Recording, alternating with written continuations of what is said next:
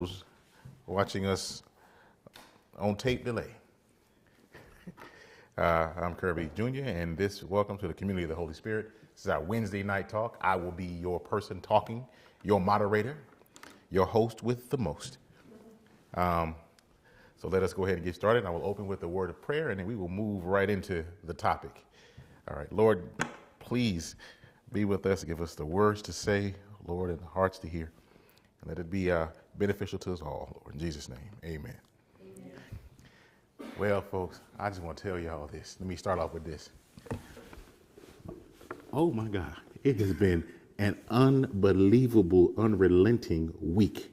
You have no idea. I did not think that I could have so many problems to occur in a week, and yet I have. And yet all of them have solved. Went to my accountant, pulled in there, and I thought, where's that steam coming from? It was coming from my car. Radiator hoses had sprung a leak. I'm out in Gwinnett County. Fortunately, and I thought, well, I can make it to the auto parts store and I can put some fluid in here and I can make it home. Well, that was faulty thinking because I made it to the Burger King, which was really about a quarter mile from my accountant's office. And I said, well, I won't make it home. And as I sat in my car thinking, Lord Jesus, first of all my trash talking has come back to get me. Because I would mock my dad and his Benz. I would mock my wife and her BMW and her former Lexus and my sister and her Benz. And I would always say, y'all got these fancy cars, but they're always in the shop. But the CRV is in the driveway. Well, the CRV was in the parking lot at Burger King. But fortunately, right down the way from me was a mechanic. Got 4-star rating. I mean, literally in the same, shared the parking lot with the Burger King. So I went right in there and said, hey, can you check my car out? I just got my car back yesterday, but he fixed the hoses, but he gave me the bad news. My car, it is not cheaper to keep her. I can just tell you that right now. I had a 4-wheel drive when I went in. He said, well, this drive shaft is messed up. Got to be rebuilt. I could take it out. So I have the rear wheel drive inside my car right now. And I'm front wheel drive. He told me all the things I needed done. I said, well, it's time for me to get a new car. So the solution was in the parking lot of Burger King, but all my trash talking, I had to just back it up because I've been driving my wife's car all week. I've been driving humble. Oh, I was humbled. Heck, even the Lexus that my son drives, as beat up as it is, and even with the tires constantly blowing because he gets used tires, it's running. The CRV had failed me. So let that be a lesson to you. Don't talk too much trash because one day that chicken that you see out there is actually coming home to roost. And that chicken came to roost with me. Then it's just been one thing after the other. I mean, I just tell you, I feel like Rodney Dangerfield, which gave me my thing that I want to talk with you tonight. It's probably something that we all know, but something I needed to be reminded of about this hard week. And it's called, I don't even have a topic. It's called Hard Week. That's the topic that I'm giving you. Hard week, hard day. I mean, because I had issues with, you don't even know, I had issues with Uncle Sam. I had a client, a great case that called me. But the problem was when I called him back, we could never connect. And then the guy that referred to me, Grayland, said, man, look, you have the dude here, you have to talk to him. It's a great case. And I'm like, I'll talk to him. That case is gone because I was never able to connect with him. And I'm like, how is that? How do you miss? Because he was hit by, I think, a drunk driver. And I'm like, oh, that's just a money case. I'm so happy. Well, not anymore because some other lawyer is doing a dance, but not me. So, and I said to Gina, we were talking on the phone today. And I said, Gina, I just need a topic because I got to get my mind right. And she says, well, how about faith and hanging on? I thought I could do that. But then I thought I got a Kirby Jr. hit. So the topic is hard week. Now, and what I mean by hard week is this. As we survey things that come into our path. And what got me started actually was something Gerald said on Sunday about winter, how in wintertime you can see you can see through the forest. And I'm gonna riff on this for a minute. So it was such a good thing. I'm gonna try to. I don't know if they were here Sunday or they were here, so I can't even claim credit for that one. I was gonna say, and I was thinking about wintertime, but see, y'all know that Gerald's the one that said it. See, if Gerald hadn't showed up, I would have made it sound like it was mine, but because he didn't copyright it, he just laid it out there for me, and I'm copywriting it. But he was saying Sunday, winter is a time, when you have the forest, you can't really see, but when the trees and the leaves all fall, you can actually appreciate what's out there. You can get a lay of the land. You can prepare. It's hard. I look up, winter in the Bible, and what does it say? And one thing is pray that you don't have to flee in wintertime. There wasn't a whole lot of good about winter that the Bible really said. And the few verses that I stumbled upon, and I was like, well, winter is a rough time. But I was like, there is a positive thing on that. You do get a chance to see through the woods and see what's out there, and can go out there and leave some markers so when the brush comes in, you can say, I know what this is. You can make preparation. And sometimes winter is hard because your previous spring and summer weren't and fall may not have been as bountiful as you hoped them to be. But now you got a chance to figure out, all right, let me reassess I'm not a planner, but what do I not have enough of? I don't got enough corn seeds, so why not? I didn't have a good corn harvest. Well, now it's time to figure out why you didn't have a good corn harvest. You really can't figure it out while you're harvesting the corn. You just recognizing that you don't have a lot of corn, that's kind of how things have been. You don't really realize, in the midst of the lack or the loss or the travail or the obstacle or whatever it is, you can't really appreciate how to avoid it because you're trying to keep your head above water. But that gave me my first thought. As we approach hard week, you got to appreciate your obstacles. I really think that I've heard so many people say, focus, have faith. And it's almost like denying. My dad used those phrases, denialist, catastrophize, all that stuff. Some people, I'm like, look, first of all, let me just appreciate the obstacle. Well, don't say it like as if my saying it is going to do something, like it's going to grow. No, it's going to be there. I mean, if I got my car wasn't working this week, that's an obstacle. My car broke down. What's wrong with it? Well, I hope don't say I don't know enough about cars. I mean, it wasn't on YouTube. I mean, I have to go on YouTube and figure out what's going on and then replace it. That's what I do. That's probably why my car is dying now, because I've been YouTubing it. But I will say this. I worked that car like a Hebrew slave. That car is I bought it in 99. So what are we, 2017? I can't be mad at it. I got to say, and then my son had driven it. I mean, he ridden through the woods and all kind of stuff. But anyway, my point is, appreciate the obstacle. I don't think there's anything wrong with that. I don't think there's anything, and some may disagree, and the great spiritual minds may, whatever. I'm not saying glorify, I'm just saying, let me know what I'm facing. I mean, just let me know. Don't hide the truth from me, because if I got to move without knowing the truth, then it's going to make things harder when the truth hits me. So, like when Jesus was walking on water, the disciples said, Lord, if it be, call me out. But see, I thought about that and I said, what did he really look at? He had to say, this is water. I mean, he appreciated the significance of that. I'm in a boat on water. That works. I can swim in water. I can drown in water. But I've never seen anybody until just now walk on water. So I know that I don't have the ability. He didn't say, Lord, I'm coming out there with you. He said, Lord, call me out there, Lord, make a way for me to get to you. I mean, he basically acknowledged this is water and I can't walk on this water by myself. But if it's really you, Lord, help me do this. But he had his first point, which is my first point. Appreciate the obstacle. No matter how ridiculously huge or oppressive that obstacle is, you got to appreciate it. At least, and now understand, when I say appreciate it, I don't mean glorified. I don't mean go, oh, dear God in heaven, because that gets me to point two. Don't overestimate your obstacle, and / don't underestimate yourself.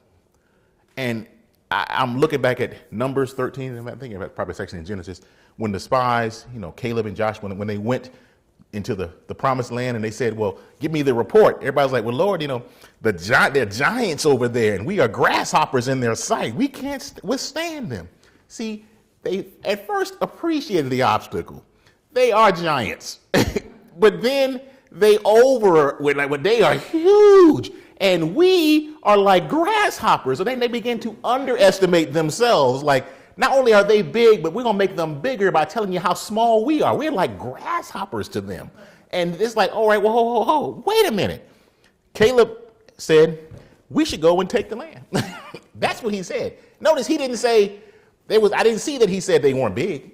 I didn't see that he didn't say, oh, they're huge. I didn't see that. What I saw him say is, all right, I've heard what they had to say. Now let's go get it. My point being, appreciating the obstacle, not underestimating yourself, and then saying, now we got to move on. Now, I will say, just with my personal experience this week, I'm telling you, beyond my car, some things hit, and I'm like, oh my God. I'm not a catastrophizer. I'm a realist. I'm the kind of guy that says, all right, what are the potential consequences of this? I just want to know. The consequences are, now I'll start with it's nothing, all the way through whatever, death. I mean, that's just how my mind works. I want to know. I mean, when my clients come to me in the criminal case, they say, well, I don't want to go to jail. And I oftentimes say, well, nobody wants to go to jail. I mean, that's not what jail is about. We created jail so no one would want to go there. Therefore, they wouldn't commit crimes. So nobody wants to go to jail. I get that. But it is in your future. And I have to tell them that sometimes. You actually are going to go to jail. Then the question becomes, how long? And I see that's different. Your case, take an armed robbery. Minimum of 10, maximum of 20, or life. Whatever number you get between 10 and 20, you got to do every day, no parole. If you get 19, you do 19 day one, you get out on day 19 year. That's when you get out. If you get life, you do 30. And then after 30, you get to get in line to see if you can get out early. That's how it works. So when my client says, what am I looking at? Well, worst case scenario, life. Maybe we can get it reduced from armed robbery to robbery, theft by taking, who knows? We can work our way down, and I want you to think about working our way down. But it would be horrible of me not to tell you that, because when I was a prosecutor, you see people coming there. We used to oftentimes say, if a guy's gonna get a jail sentence, oppose bond, because once he gets out, he's not gonna wanna go back. So if you were in jail, I can get you to take jail. And I saw these lawyers, telling the clients, they would use like it's a little jail time. Well, jail might be a problem. I'm like, no, not jail, that might be. Jail is in their future. Tell them that. Just tell them that. Client comes to me, this is a $100,000 case.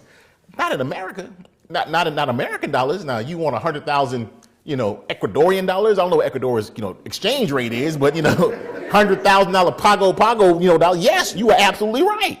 In America, 2,500. That's what you're looking at.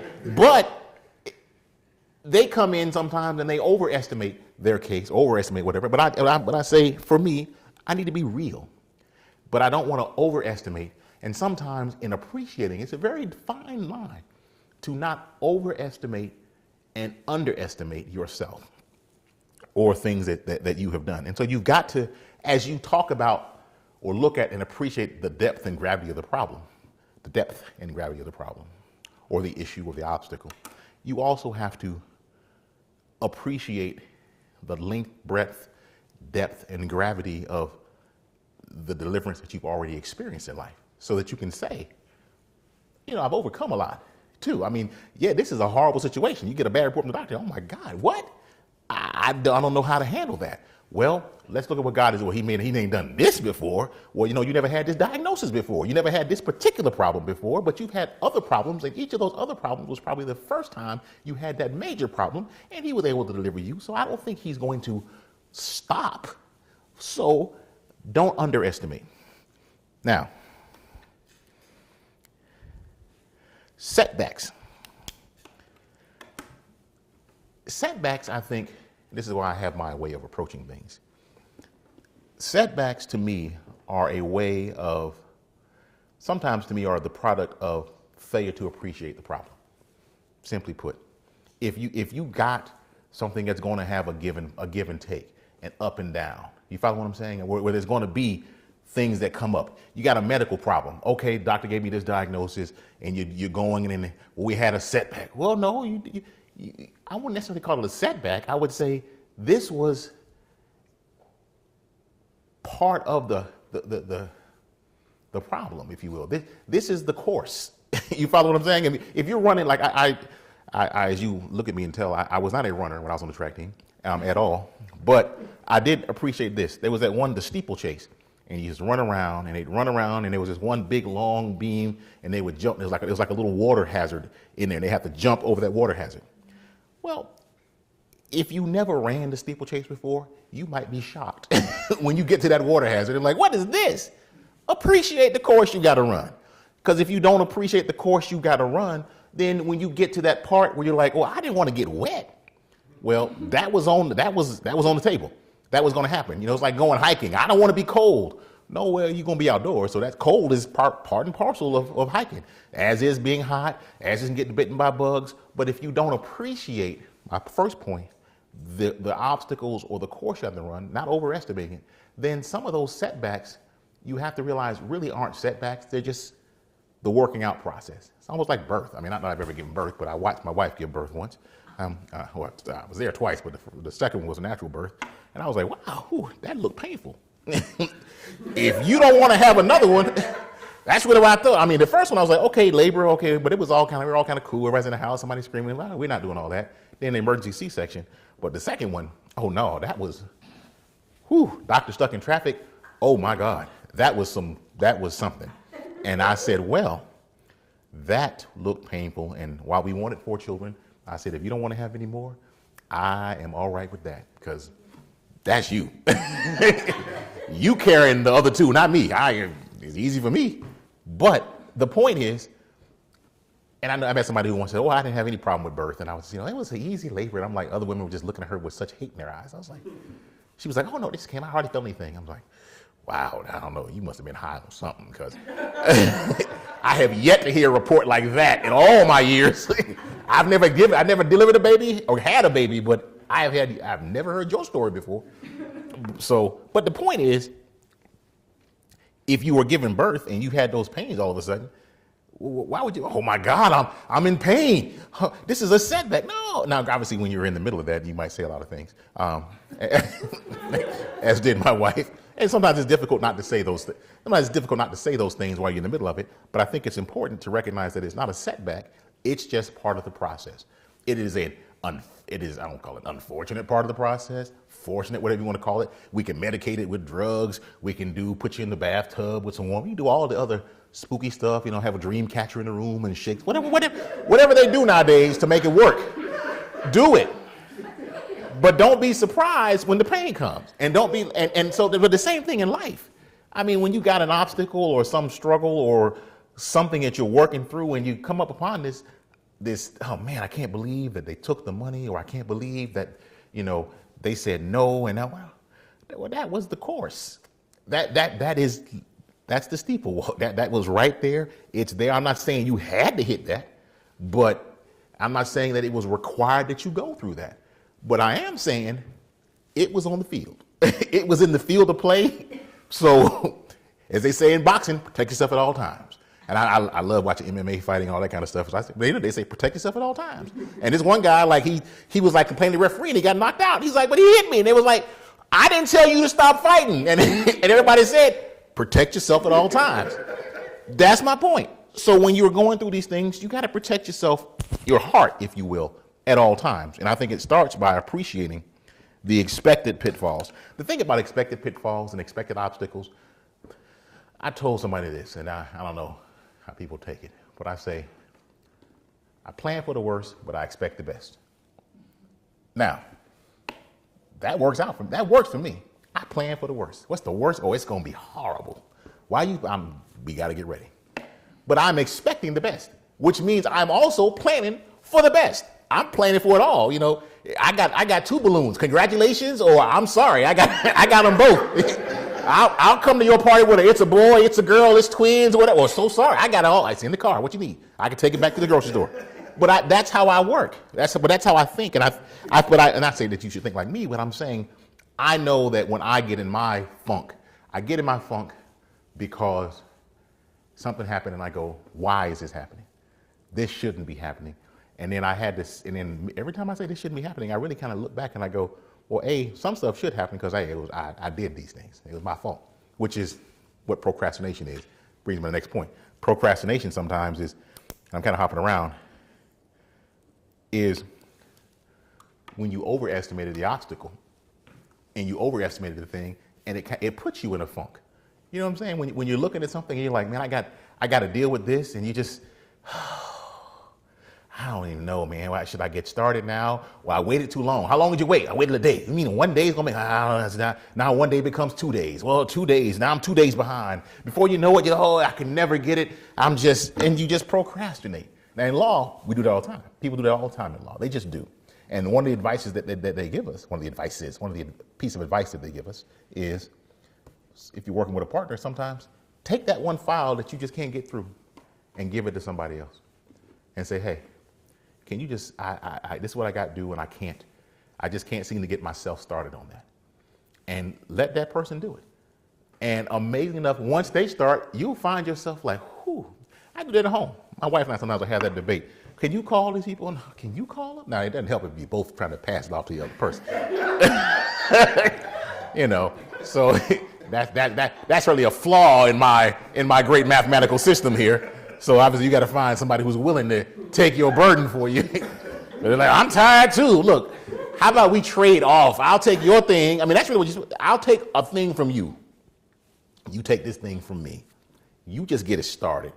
I'll get your thing started, because procrastination is really just, well, not really, not totally, but in some instances, it's really just a manifestation of fear or being overwhelmed by something so that you don't get started. Sometimes you just delay because you don't want to do something. I don't feel like doing it because I don't feel like getting up and cutting the grass.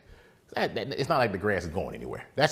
I get that. But there are things that sometimes, whether it's a phone call or whatever, a conversation or whatever, sometimes we just don't do it because we overestimate, this is what's going to happen.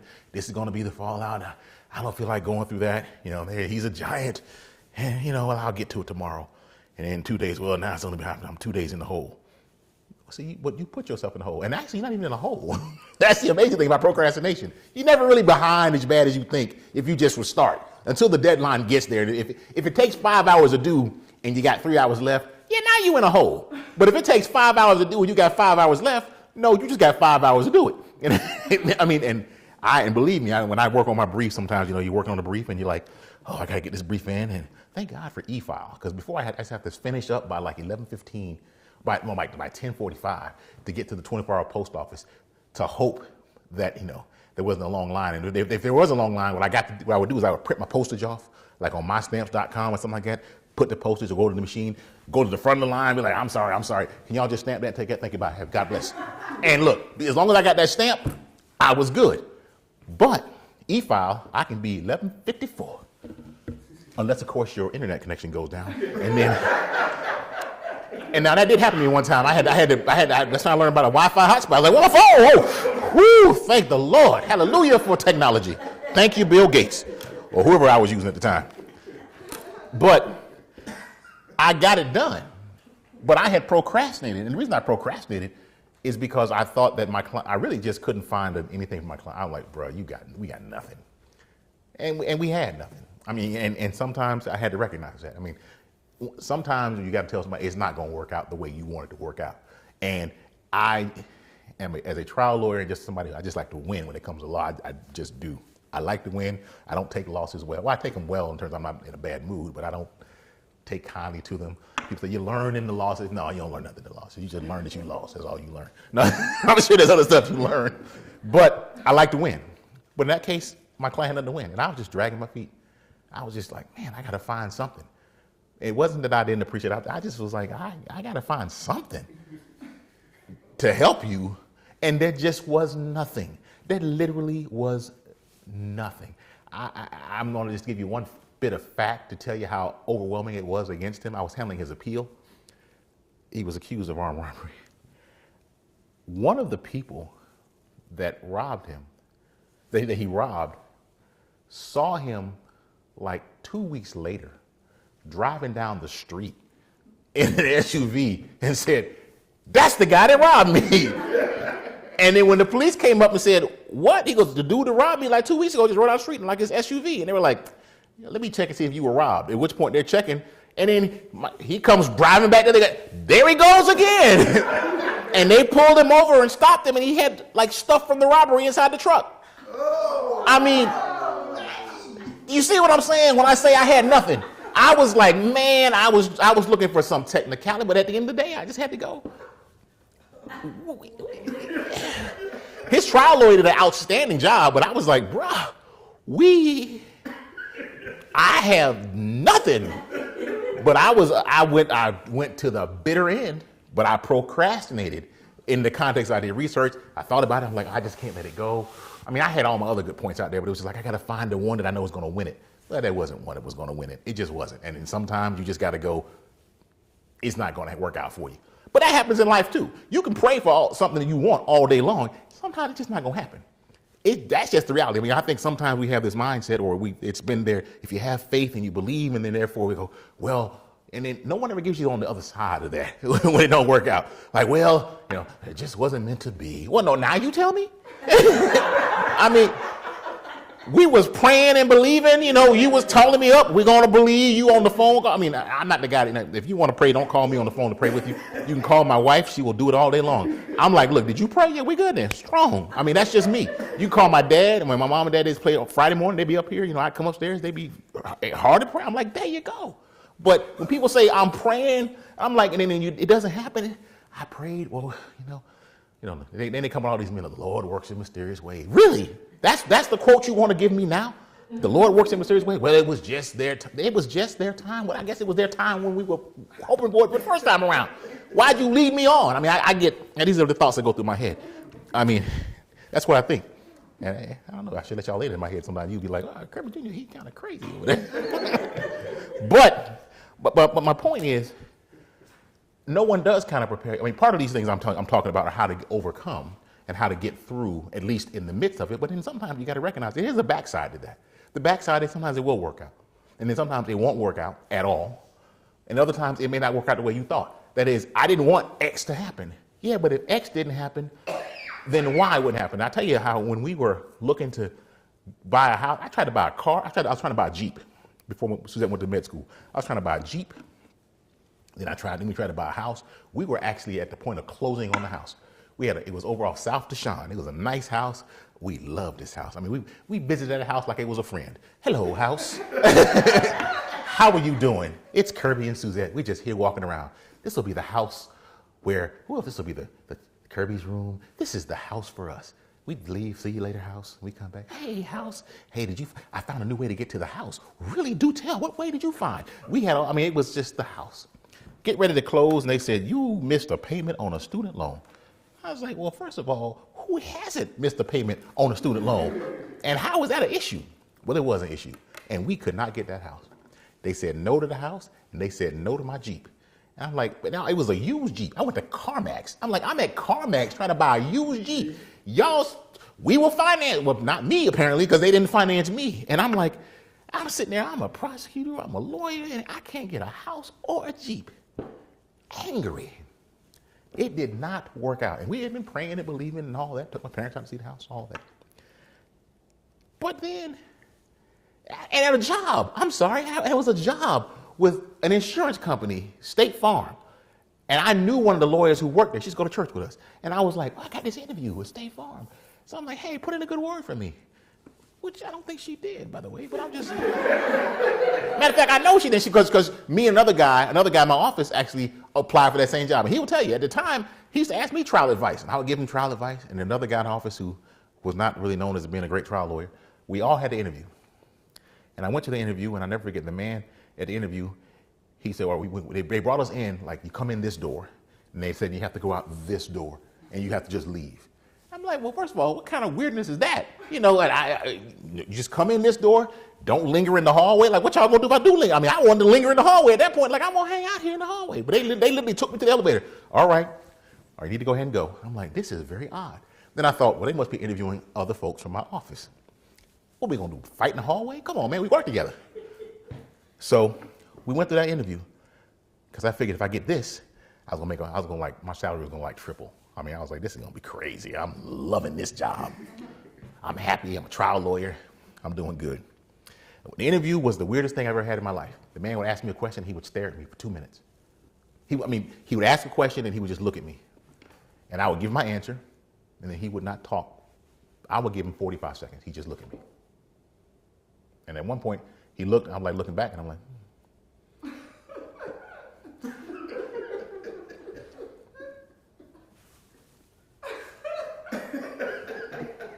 all right.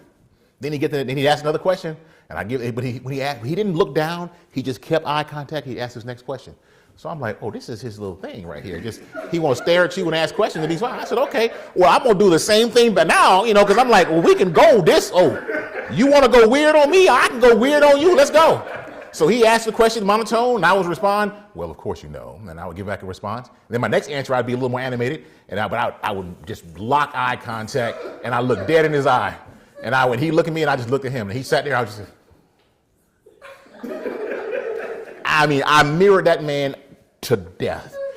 Then I left, and I was like, oh, that was crazy. Then my friend Daryl called me, and after he interviewed, he called me. I said, hey, man, did you interview with whatever the guy's name was? We'll call him Crazy Man Jim. So did you interview with Crazy Man Jim? He's like, yeah. He's like, what the heck was that? I'm like, did he stare at you too? He's like, yeah, he just stared at me. Like a minute of silence. I'm like, that's the craziest thing. What'd you do? He goes, man, I stared back at him. I was like, me too. But the thing is, I didn't get that job. I went through Crazy Man Jim, prayer, had an inside hook who didn't hook me up. All of that. And you know what happened? As soon as I got to medical school in New York. Now we're in New York. I'm like, well, will you look at this? I'm in New York now, or about to be in New York.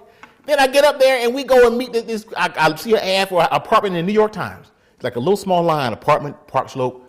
I think the rent was like $1,200 a month. I'm like, all right, that's like the upper echelon of my budget. So I like call, and the lady's like, hey. I'm like, hey, we looking at apartment. You want to come on now? And I'm like, and wait, you have to know how Phyllis talks. She's like, come on now. And I'm like, come on now. And I love Phyllis. Phyllis is a friend of ours, but she's funny because she's the kind of person that when she says a phrase, if she doesn't quite know what the words are, she'll just say a word that sounds like the word she's trying to say. So it's like if she were to say 6 of one and half dozen the other, she might say 6 of one, half dose the other. 6 of one, half dose the other. I'm like, half a dozen is what you're trying to say, but that's okay. I get where you're going, Phyllis. That's okay. Phyllis was great people. I go to the apartment. I walk in. I got a pocket full of cash. Literally a pocket. I've got like $2,400. I had first month's rent, last month's rent, and I had $3,600 in my pocket. Cash money. I walk in the apartment. First of all the other apartments I looked at were, literally, I think at one place, I'm trying to picture. Let's take this room right here. They weren't this big, okay? Let's just start with that. Just this room right here, they weren't this big. At one point, I went to one place, and the guy goes, here, we renovated here, and literally, as he's talking, this is the tour of the apartment. Oh, okay. Oh, okay. Oh, I see. Yes. All right. Well, okay, yeah, that is a bathroom. All right. Well, we're off. It was so small, I just started cracking. I was like, man, this place is like a closet now. This is a closet in Georgia. I said, how much you want for this? And they wanted, I think, $1,800. I was like, I think I actually said, man, you crazy. And I don't even say that. I'm usually non-confrontational. I was like, man, you crazy. $1,800 for this? I said, it's a closet. No, thank you. So now I go see Phyllis. And now we're down seeing Phyllis. And the apartment is huge. It's 3 bedrooms. Yeah. It's a kitchen. This is the view of the apartment right here. We're walking around like this. Going in the back. Hey, baby, where you at? Did you see the bathroom? Oh, this is the master bathroom? Oh, this is amazing. Oh, the walk-in closets. Come back out. Walking down the hallway. She goes, now I'm downstairs now. You can't walk hard, so I'm going to send my son downstairs to see how you sound when you walk on the floor. Because, I'm a big guy. And I'm like, so now I got to tiptoe. So I'm like, now I'm being tested on how to walk through this apartment. So I'm doing my little quiet walk. She goes, walk hard. I'm walking hard. I'm totally faking it. But we get to the apartment. But here's the thing. Phyllis ran my credit. Saw the same credit I had in Georgia. And this is what Phyllis said. I didn't want to give it to you because you had some late payments. I had more than one late student loan payment, by the way.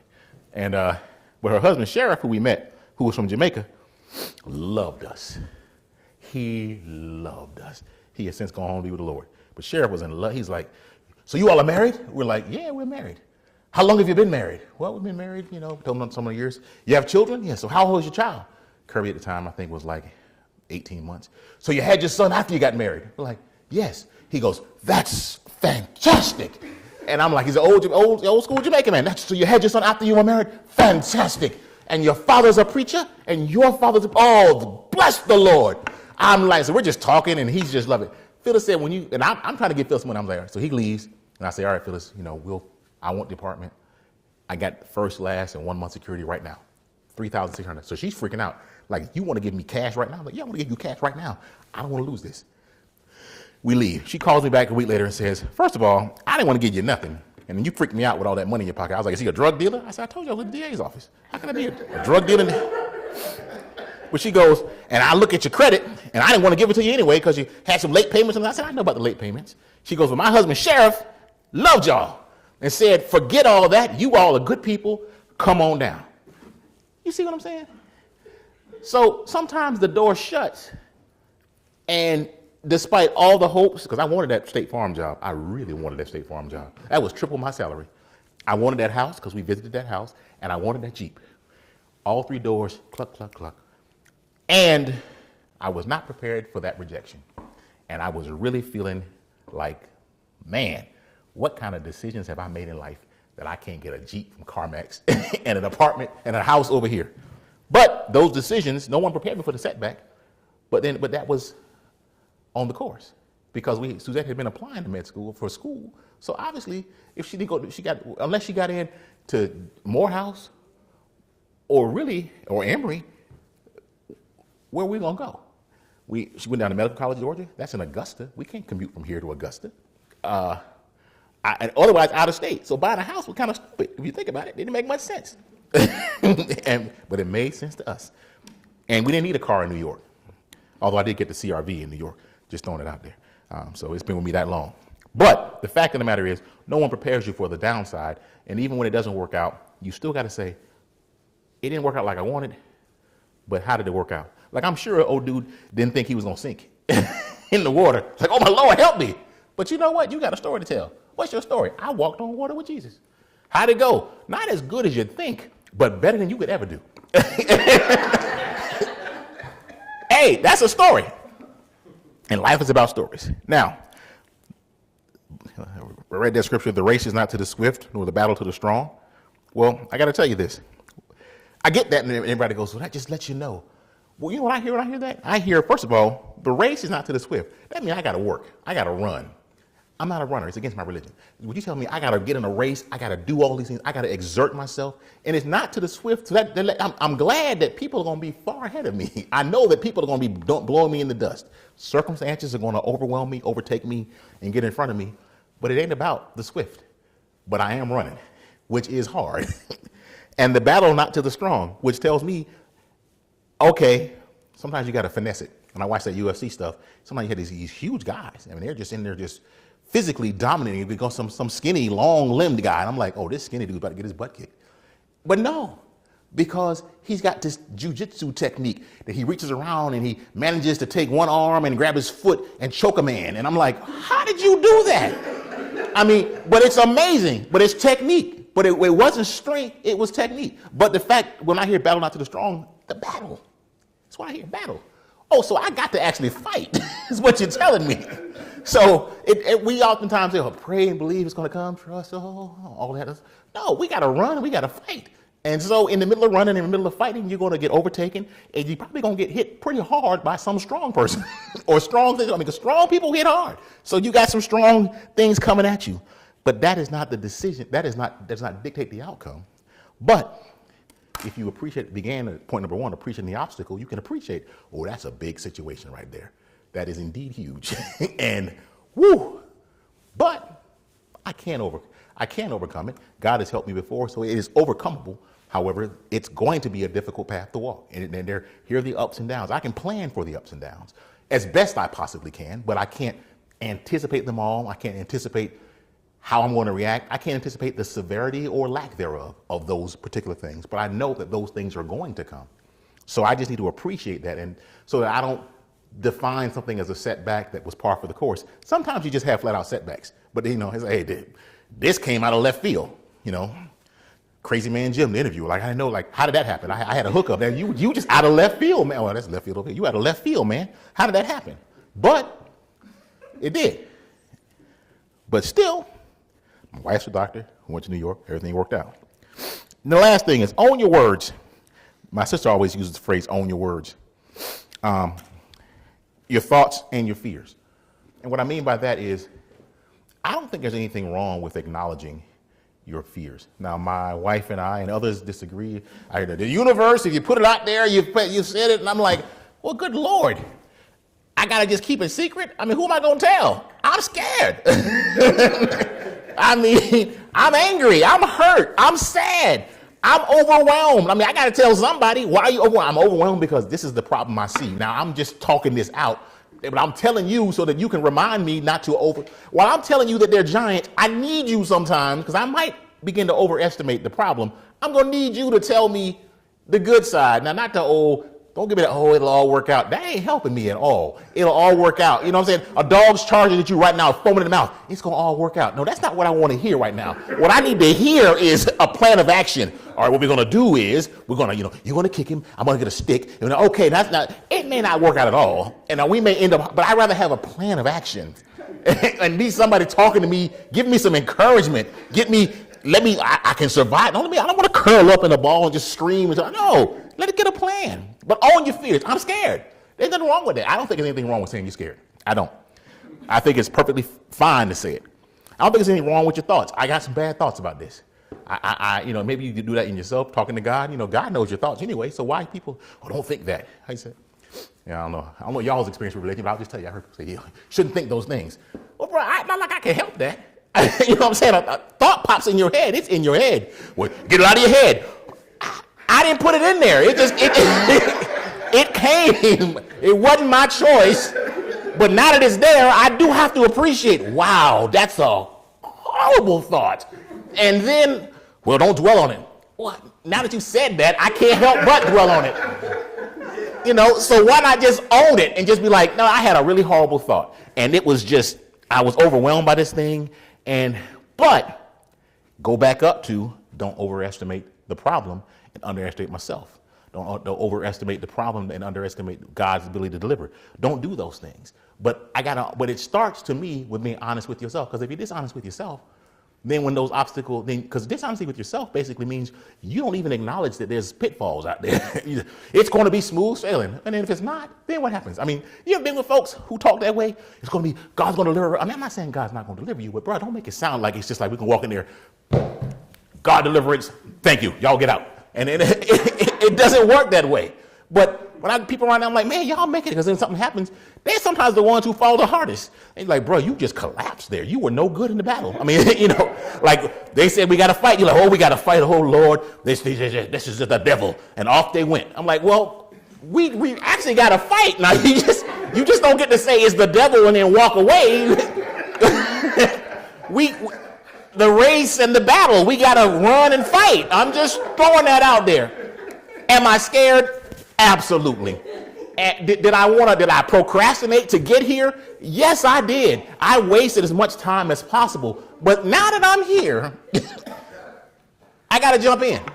And that to me is the thing that helps to deal with the things that come to you. Because this week, I'm telling you, this last week and a half, oh my God, if I told you all the other stuff, it's just been horrible. They're like, man, Kirby Jr., you sound like you're going down. I am. I absolutely am. Boy, I tell you, I can't talk to you right now. My dad, how you doing? I can't talk right now. I can't talk right now because I'm thinking about this and thinking, and see, as fast as I talk, if you knew how fast I thought, I mean, it's crazy. I mean, like I've hit like every possible horrible scenario. This is going to go wrong. That's going to go wrong. Oh, how's it going to happen? Oh my God. I mean, everything is going through my head. And it's like, I can't even talk to you. If I talk to you, I'm going to bring you down, because I'm going to bring you down real fast. Because I'm going to tell you how big they are. Huge giants. It's just a huge problem, and it's going to have horrible consequences. Now, I'm telling you that, but at the same time, just let me get that out there. Because I'm going to come back on the other side and say, but God's going to deliver us. I just had to have my moment of give yourself permission to freak out. That's what I want to say. I think we need permission to freak out, because it just so much don't freak out. It's a lack of faith. Bruh, I got to freak out. I got to freak out so I can have faith, because otherwise I'm denying the reality. I'm not scared of that dog. Why? That dog is not even there. I can command dogs. No, man, that's a dog coming at me and I'm freaking out. Oh my God. Whew. Now, what are we going to do? Well, still freaking out a little bit, but I still got to fight. Got to run, and then, first I'm going to try to run. Don't get me wrong. Run. Then I'm going to fight. I'm going to look for some sticks and some rocks along the way. Can that dog jump? Or what? Can he swim? Maybe if I can get to the water, I can drown him. I don't know. I'm coming up with something. But give yourself permission to freak out. But I think that we can limit our freaking out if we appreciate the problem, understand the landscape and the possible pitfalls. Don't overestimate them. And then recognize that we can get that. And then if the outcome that we want doesn't happen, doesn't mean that it does not mean that ends the problem or the end of the story. And then lastly, oh, that's amazing. Don't procrastinate, because procrastination really is not you freaking out. It is just you simply saying, rather than running, you just close your eyes as the dog approaches. I'm not going to look at the dog. Well, you got to do something. I don't even want to think about it.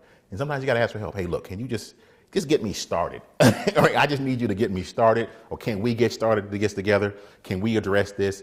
And who knows what's going to happen? Jump in. You got to run. You got to fight. So, the question is, you run to or run from? But eventually, y'all going to meet and you're going to have to fight. So get your mind right. But own your words and give yourself permission to freak out. But then after you give yourself permission to freak out, I guess, I think I'll coin a phrase here. I might get a t-shirt for this one. Give yourself permission to faith out. Oh my Lord, I like that, faith out. But the reality is you got to do that though. You got to give yourself that permission too. To say, you know what, I can have faith. And if in your mind you say that's unreasonable, it doesn't make any sense. This problem is this, and there's no reason for you to even have faith that this is going to work out. But that's exactly why I got to. Because what is my other option? To simply say they are giants and we are grasshoppers in their sight and give up. Or say, you know what, I am freaking out. I'm terrified. I'm angry. I'm frustrated. I'm whatever. I don't want this to happen. I don't want to go through this. But having said all that, got to get to it. I just got to get to it. I got to find out what is at the end of this. Is it going to work out the way I wanted it to? Is it going to work out the way it's going to work out the way it should work out? That much I'll say with. And it may not be the way I want it to, but then that's because I'm only thinking one way. That dog is running in my direction. I'm freaking out thinking this dog is coming for me, and then the dog runs past me and attacks the dog that was coming for me. I'm like, oh, look at that.